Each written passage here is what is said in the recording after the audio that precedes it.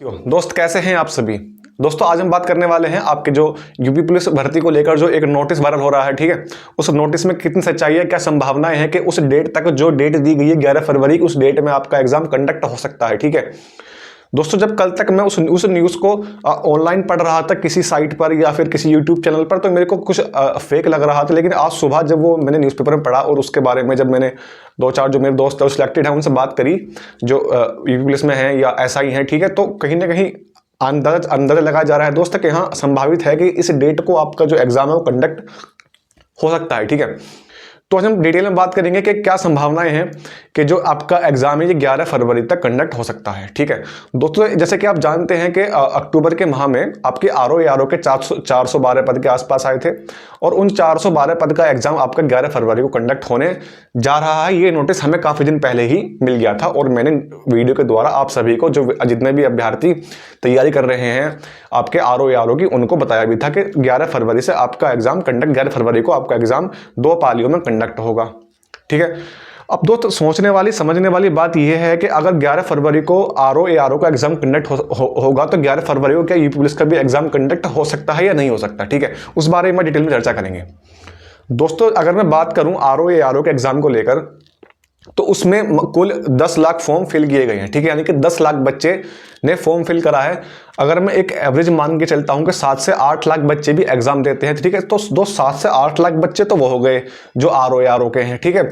और अगर जो गवर्नमेंट कह रही है उस नोटिस के अंदर के 25 लाख फॉर्म फिल किए जा सकते हैं इस भर्ती के लिए, तो 25 के 20 लाख वो मान लो, ठीक है।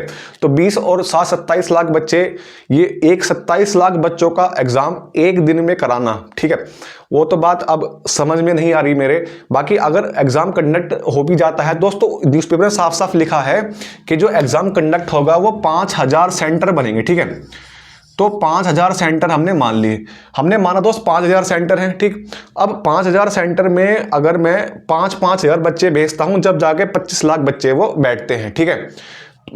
अगर मैं इसकी गुणा करता हूं किससे, अब 5 से,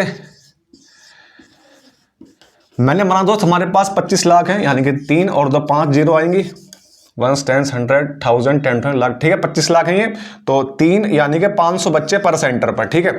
अगर 500 बच्चे पर सेंटर पर जाते हैं, जब जाके आपके एक क्राइटेरिया फुलफिल होता है कि हाँ इतने बच्चे एग्जाम दे सकते हैं, तो 500 बच्चे दोस्त पर सेंटर पर ज़्यादा नहीं, क्योंकि साफ साफ बात लिखी गई है कि हमारे पास 5000 सेंटर हैं जिन पर एग्जाम कंडक्ट होगा। दोस्त जैसे कि आप जानते हैं यूपी काफ़ी बड़ा स्टेट है और 5000 सेंटर बनाने कोई बड़ी बात नहीं है, क्योंकि सभी जो जिले के डीएम को आदेश कर दिए गए हैं यूपी गवर्नमेंट की तरफ से कि एग्जाम 11 तारीख को कंडक्ट होगा।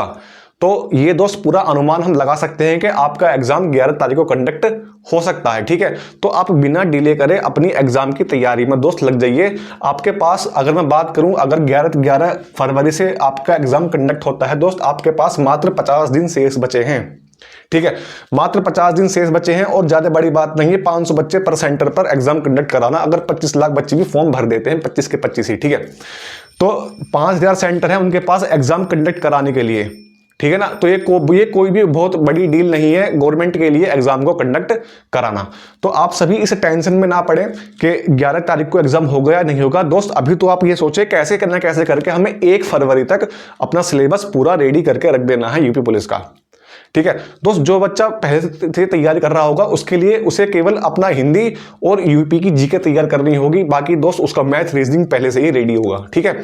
और आने वाले समय में जो कट ऑफ रेडी की जाएगी दोस्त, वो कट ऑफ भी आपकी यूपी की जीएस और हिंदी के बेस पर ही तैयार होगी, क्योंकि दोस्त रीजनिंग और मैथ तो सभी करके आएंगे। जो बच्चा हिंदी में पीछे रहेगा वो पीछे रह सकता है, जो आगे चला जाएगा उसमें क्वालिफाई कर जाएगा वो क्वालिफाई कर जाएगा एग्जाम को, ठीक है। तो ये 2 चीज ही आपकी चेंजिंग पॉइंट होंगे और इन 2 चीज में ही दोस्त आपको पूरी मेहनत करनी है, ठीक है। तो अभी तो आप ये बिना कुछ सोचे कि एग्जाम होगा या नहीं होगा, ठीक है, आप बस ये सोचो कि मेरा एग्जाम 1 फरवरी को है। हमारी पुरानी टेक्निक क्या है कि हम मान लेते हैं कि 10 दिन पहले हमारा एग्जाम कंडक्ट होगा, ठीक है। उन्होंने 11 तारीख डेट दी है, हम 1 तारीख मान के चलेंगे और 1 तारीख तक अपने को बिल्कुल परफेक्ट हमें करना है कैसे ना कैसे करके, ठीक है। अब वो कैसे करना है वो दोस्तों आपको सोचना है कि कैसे, आपके वीक पॉइंट कौन से हैं। मेरे अकॉर्डिंग तो आप पहले एक प्रीवियस ईयर लगाओ, उसमें अपने वीक पॉइंट छाटाओ और उस वीक पॉइंट पर अपना वर्क करो, तो आपको एक अच्छा रिजल्ट मिल जाएगा, ठीक है।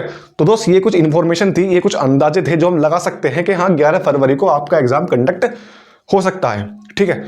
अब दोस्त मान लेते हैं कि एक हफ्ते के अंदर अंदर अगर आपके एग्जाम फॉर्म आ भी जाते हैं, ठीक है, यानी कि एक हफ्ते के अंदर अंदर, यानी कि दिसंबर लास्ट तक अगर आपके एग्जाम फॉर्म आ गए तो 15 जनवरी तक एग्जाम फॉर्म फिल किए जाएंगे और इजीली 11 फरवरी को एग्जाम कंडक्ट हो सकता है, तो उसमें दिक्कत वाली बात नहीं है, ठीक है। तो आप ये दिमाग लगाना छोड़ दो कि जो नोटिस है गलत है या सही है, आप केवल अपनी तैयारी करो। अगर आपको आयोग ने मौका दिया है तो उस मौके को खाली मत जाने दो, उस पर वर्क करो और अपनी जो सीट है उसको फिक्स करो, ठीक है। तो बिल्कुल भी परेशान ना होकर आप अपने एग्जाम की तैयारी करें, बस वही आप सभी के लिए फिलहाल एक अच्छा ऑप्शन है। बाकी अगर सोचकर समय खराब कर दोगे दोस्त तो इतनी सालों की मेहनत, इतने सालों का इंतजार सब बेकार चला जाएगा, कुछ हाथ नहीं आएगा, ठीक है। तैयारी करो और वर्दी लो, ठीक है दोस्तों। जय हिंद, जय भारत, धन्यवाद।